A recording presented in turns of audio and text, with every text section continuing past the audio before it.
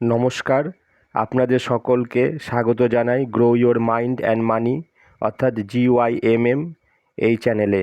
এখানে investment idea নিয়ে আলোচনা করব। এটি মূলত এডুকেশনাল পারপাস। মিউচুয়াল ফান্ডে শুধু ইনভেস্ট করলেই হবে না, এখানে টার্গেটটা ফিক্সড করতে হবে যে আমি কত বছরের জন্য করছি। হয়তো 8 বছর, হয়তো 12 বছর, হয়তো 15 বছর কি 20 বছর। ফান্ডগুলো চুজ করতে হবে, কারণ মার্কেট পরিস্থিতি অনুযায়ী সময়ের সাপেক্ষে তার গ্রোথটা নির্ভর করে। কম সময়ের গ্রোথ আর বেশি সময়ের গ্রোথের মধ্যে অনেক পার্থক্য দেখা যায়। How to find the best mutual fund for SIP. SIP করার জন্য আমরা কিভাবে বেস্ট মিউচুয়াল ফান্ড বেছে নিব, কারণ মিউচুয়াল ফান্ড প্রচুর রয়েছে। তার মধ্যে থেকে আমাদের পারফর্মিং ফান্ড এবং AUM সাইজ দেখে, অর্থাৎ ফান্ডের সাইজ দেখে আমাদেরকে বিচার করতে হবে যে কোন ফান্ডে আমরা ইনভেস্ট করব। বর্তমানে অর্থাৎ 2025-এ দাঁড়িয়ে আমাদের বেস্ট মিউচুয়াল ফান্ড চুজ করতে হবে। তার মানে এই নয় সবসময় আমরা ফান্ডের পারফরমেন্সটাই দেখব। অনেক ছোট ছোট এই ফান্ড থাকে যেগুলো পারফরমেন্স হয়তো খুব বেশি, কিন্তু তারা খুব ছোট ফান্ড। আমরা সাধারণত ছোট ফান্ডকে অ্যাভয়েড করার চেষ্টা করব। আমরা 4-5 হাজার কোটি টাকার ওপরের ফান্ডগুলোকে চুজ করব।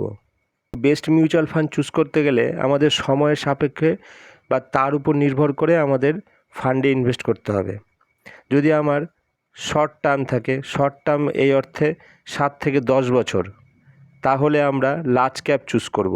এবার তার থেকে বেশি অর্থাৎ 10 থেকে 15 বছর এই টার্ম যদি আমরা থাকে, যে আমার হয়তো কোনো একটা টার্গেট আছে 10 বছর পর কি 12 বছর পর কি 14 বছর পর, তাহলে আমরা multi cap, flexi cap, large and mid cap এই ফান্ডগুলোকে আমরা চুজ করব। আর যদি আমাদের টার্গেট থাকে 15 বছর থেকে বেশি, তাহলে আমাদের হাতে প্রচুর সময় পাওয়া যাচ্ছে। ছোট ফান্ড হাউসগুলোতে ইনভেস্ট করতে পারি, যারা ছোট কোম্পানি বা শেয়ারে ইনভেস্ট করে, যেমন small cap, mid cap, micro cap, এই ধরনের ফান্ডগুলোতে আমরা ইনভেস্ট করতে পারি। এবার আমাদের দেখতে হবে যে কোন মিউচুয়াল ফান্ড হাউসের কোন মিউচুয়াল ফান্ডটি ভালো পারফর্ম করছে। হয়তো 10 বছর ধরে, 5 বছর ধরে, 15 বছর ধরে, 20 বছর ধরে, তাহলে আমরা বুঝতে পারবো যে কোন কোন ফান্ডে আমরা ইনভেস্ট করলে রিটার্নটা ভালো পাওয়া যাবে। এবার দেখা যাক বেস্ট লার্জ ক্যাপ ফান্ড 2025। এই 25-এ দাঁড়িয়ে আমরা বেস্ট লার্জ ক্যাপ ফান্ডগুলোকে চুজ করবো এবং তার পারফরমেন্সগুলো দেখি। StarSIP.in-এ ঢুকলাম। এখানে প্রথমে লার্জ ক্যাপটা আমাদেরকে চেক করতে হবে। লার্জ ক্যাপ, এখানে বছর দিলাম 10 ইয়ার্স, অ্যামাউন্ট দিই 1000, অর্থাৎ মাসে মাসে মান্থলি এসআইপি হচ্ছে 1000 টাকা করে। তাহলে লার্জ ক্যাপে সাবমিট করলাম। লাস্ট 10 বছরে কীরকম পারফরমেন্স হয়েছে দেখা যাক। এখানে আমরা AUM-এ ক্লিক করি। এটা সবচেয়ে ছোট, মাত্র 47 কোটি টাকার ফান্ড। তা আমরা সাধারণত ছোট ফান্ড হাউসগুলোকে অ্যাভয়েড করব। আবার AUM-এ ক্লিক করলাম। প্রথমেই চলে আসলো লার্জ ক্যাপের সবচেয়ে বড় ফান্ড হাউস, যেটা ICICI প্রুডেন্সিয়াল ফান্ড। সেখানে এটা হচ্ছে 64,963 কোটি টাকার ফান্ড, প্রচুর বড় ফান্ড। তাহলে 1000 টাকা করে যদি আমরা এসআইপি করি, 1 বছরে 12,000, 10 বছরে 1,20,000, তাহলে 1,20,000 কারেন্ট ভ্যালু দাঁড়াচ্ছে 2,75,000, 16% রিটার্ন। এইভাবে SBI ব্লু চিপ 49,000 crore, এখানে তার রিটার্ন দেখাচ্ছে 13%। এইভাবে Mirae asset, Nippon large cap, HDFC large cap, তাদের পারফরমেন্স ওই 16%, 14%, 12%। এইভাবে ক্যাটাগরি অ্যাভারেজ দেখা যাচ্ছে 13.71%। এই কটা ফান্ডগুলোতে আমরা করতে পারি, যেমন হচ্ছে ICICI prudential blue chip, SBI blue chip, Mirae asset large cap, Nippon India large cap, HDFC large cap, Axis blue chip fund. আমাদের মনে রাখতে হবে ফান্ড যখন আমরা সিলেক্ট করব তখন এই নিয়মগুলোকে চেক করব যে ফান্ডের কত বড় সাইজ। একটু বড় সাইজ হলে কি সেখানে ফান্ড ম্যানেজার অভিজ্ঞতা তার বেশি থাকে, সে ফান্ড ডেভেলপ করে খুব ভালো। আবার আরেকটা জিনিস চেক করতে পারি আমরা, ওটা নিজস্ব পার্সোনাল ব্যাপার, সেটা হচ্ছে যে আমরা ব্যাংক রিলেটেড মিউচুয়াল ফান্ডে যেতে পারি। মিউচুয়াল ফান্ড একটা হচ্ছে ফান্ড হাউস যা রেগুলেটেড বাই সেবি। সেবি এটা সম্পূর্ণ রেগুলেট করে, যার জন্য মিউচুয়াল ফান্ডে কোনো সংশয় থাকার কথা নাই। তাহলে লার্জ ক্যাপে আমরা 3-4টে ফান্ড পেয়ে গেলাম ইনভেস্ট করার জন্য। এবার বলি বেস্ট মিড ক্যাপ ফান্ড। কোন কোন মিড ক্যাপ ফান্ডগুলোতে আমরা ইনভেস্ট করতে পারি। এখানে আমরা 10 বছর 1000 টাকা করে সেম একইভাবে দেখি রিটার্ন কীরকম হতে পারে। আবার AUM-এ ক্লিক করে দিই। HDFC মিড ক্যাপ অপরচুনিটি 72,000 কোটি টাকার ফান্ড। কোটাক এমার্জিং ইকুইটি 48,000 কোটি টাকার fund. Nippon India growth fund 33,000 কোটি টাকার ফান্ড। এবার রিটার্নটা দেখে নিই আমরা যে HDFC মিড ক্যাপ রিটার্ন দিয়েছে কীরকম, 19% রিটার্ন দিয়েছে। তারপরে 18% রিটার্ন দিয়েছে। দেখেন লার্জ ক্যাপের থেকে ডিফারেন্স দেখেন, লার্জ ক্যাপে ছিল মোটামুটি 16, 15, 14। এবার মিড ক্যাপে আসলাম 19, 18, 20 রিটার্ন দিয়েছে কোন fund, Nippon India growth fund. তারপরে অ্যাক্সিস মিড ক্যাপ ফান্ড, এটা 10 বছরে 17% রিটার্ন দিয়েছে। তাহলে 20% রিটার্ন হলে 1,20,000 হয়েছে 3,44,000, 3,16,000, 15, 3,33,000। যদি ক্যাটাগরি অ্যাভারেজ দেখা যায় 17%, 17.68। তাহলে আগে ছিল লার্জ ক্যাপের ক্ষেত্রে 13%, আর এখানে আসলো 17% মিড ক্যাপে।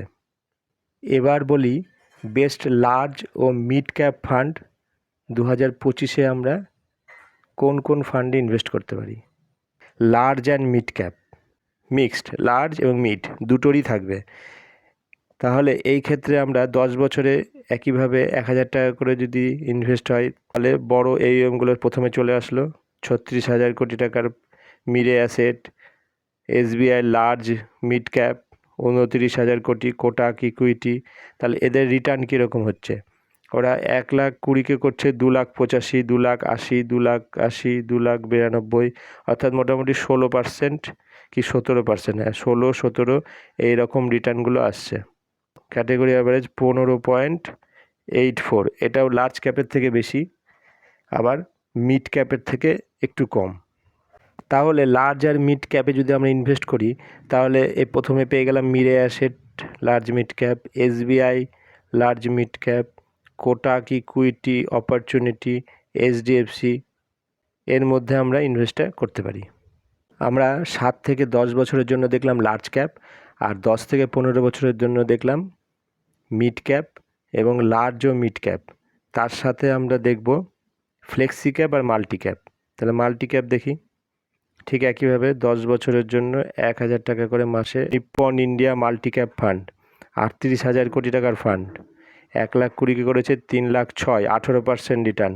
আবার ICICI প্রুডেন্সিয়াল মাল্টি ক্যাপ, এটাও তাই, 13,000 কোটি টাকার ফান্ড, 16% রিটার্ন দিয়েছে।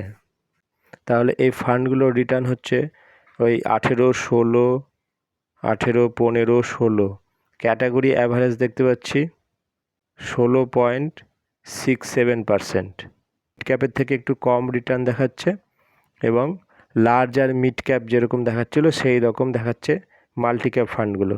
তাহলে মাল্টি ক্যাপ ফান্ডের আমরা যদি একটা বা দুটো মাল্টি ক্যাপ ফান্ড নিই, তাহলে কোন মাল্টি ক্যাপ ফান্ড নিব আমরা, Nippon India multi cap, ICICI Prudential multi cap, quant active multi cap, এইগুলো নিতে পারি। ঠিক একইভাবে মাল্টি ক্যাপের জায়গায় ফ্লেক্সি ক্যাপ দেখি। এখানেও 1,20,000-কে কত করেছে দেখা যাক। পারাক পারেখ ফ্লেক্সি ক্যাপ সবচেয়ে বড় ফান্ড, 93,000 কোটি টাকা। এটা হচ্ছে যত ফান্ড হাউস রয়েছে তার মধ্যে সবচেয়ে বড় ফান্ড এখন বর্তমানে। এর রিটার্ন কীরকম হয়েছে, 1,20,000 করেছে 3,31,000, 19.56% রিটার্ন দিয়েছে। আবার 18% রিটার্ন দিয়েছে HDFC flexi cap, Kotak flexi cap, UTI flexi cap, এরাও দিয়েছে 14-12%। এইভাবে ক্যাটাগরি অ্যাভারেজ দিয়েছে 15.18%। ফ্লেক্সি ক্যাপের ক্যাটাগরিটা অনেকটা লার্জ ক্যাপের কাছাকাছি। তাহলে এখান থেকে আমরা চুজ করে নিতে পারি প্রথম 1-2টো ফান্ড। সবচেয়ে ভালো যেমন হচ্ছে পরাগ Parekh flexi cap, HDFC flexi cap. এবার 15 বছরের উপরে তাহলে আমরা কোন ফান্ড চুজ করতে পারি? তার জন্য হচ্ছে micro cap, small cap, mid cap. যদিও মিড ক্যাপের পারফরমেন্সগুলো আমি দেখিয়ে দিলাম একটু আগেই। এবারে আমরা চলে আসি বেস্ট স্মল ক্যাপ ফান্ড 2025-এ আমরা কি ইনভেস্ট করতে পারি। এবার স্মল ক্যাপের পারফরমেন্সগুলো দেখায় লাস্ট 10 বছরে। আবার এইওএমে আমরা ক্লিক করে দিই, তাহলে বড় ইউএমগুলো চলে আসবে। এবার নিপ্পন ইন্ডিয়া স্মল ক্যাপের মধ্যে সবচেয়ে বড় ফান্ড, 55,000 কোটি টাকার ফান্ড। এসবিআই স্মল ক্যাপ 30,000 কোটি টাকা। এইচডিএফসি স্মল ক্যাপ 30,000 কোটি টাকার ফান্ড।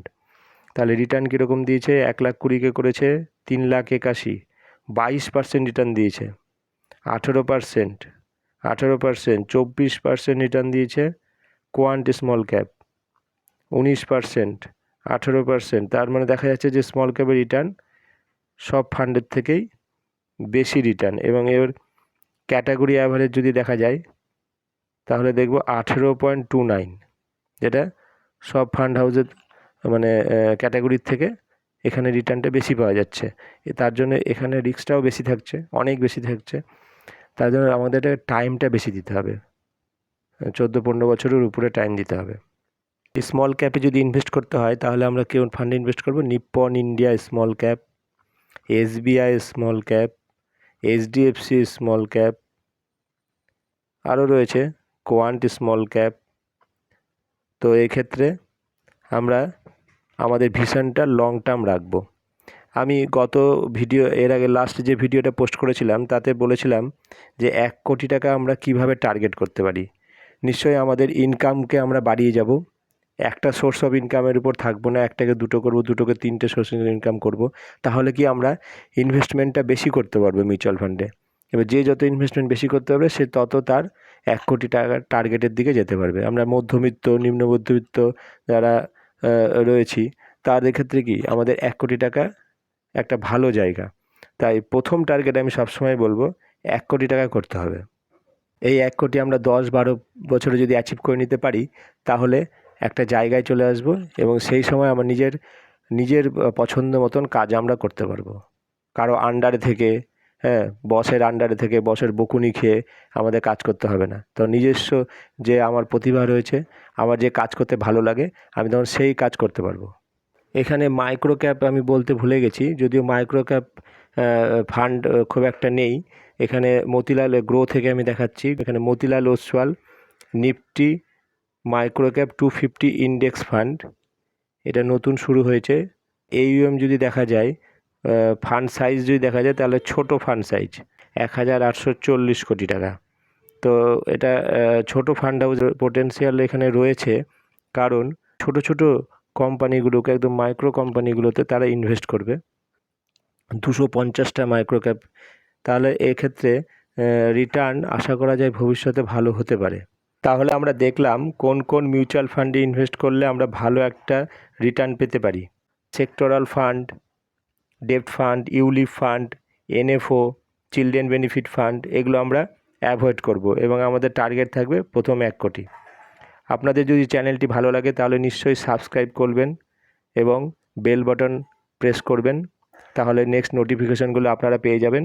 এবং লাইক ও শেয়ার করবেন। আপনারা কমেন্টে কিছু লিখবেন, যদি মনে হয় যে কিছু প্রশ্ন আছে জিজ্ঞেস করার, তাহলে আমরা যত সম্ভব চেষ্টা করব উত্তর দেওয়ার। তাহলে আজকের মতন এখানেই শেষ করছি। নমস্কার।